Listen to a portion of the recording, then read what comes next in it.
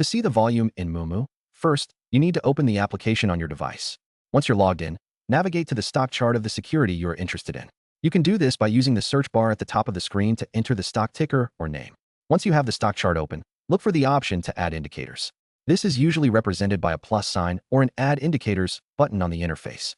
Click on this to reveal a list of available indicators, and then scroll through the options until you find volume. Select it to add the volume indicator to your chart. After adding the volume, you will see a histogram or bars displayed at the bottom of your chart.